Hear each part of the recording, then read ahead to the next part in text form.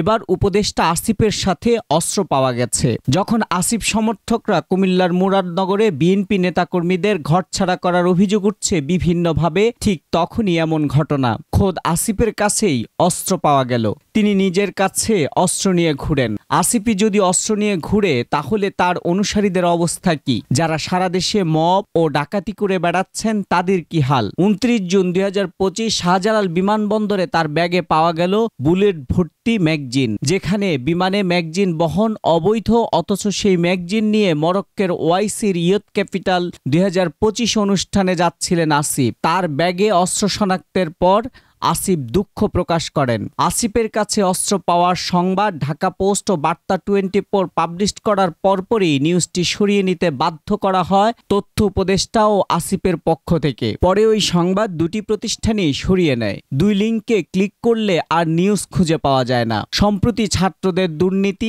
আসিফের বিরুদ্ধে কোনো সংবাদ বেরুলেই তারা সেসব সংবাদ সরিয়ে ফেলতে বাধ্য করার অভিযোগ উঠছে। চারদিকে অস্ত্রের ঝনঝনানি আর মব ডাকাতিতে দেশের মানুষ যখন ভয় আতঙ্কে দিন কাটায়, তখন খোদ উপদেষ্টার কাছে অস্ত্র দেশব্যাপী নতুন আতঙ্কের জন্ম দেয়। আসলে দেশটা কি ইউনূস সরকার ও তার উপদেষ্টারা কোন দিকে নিয়ে যাচ্ছেন?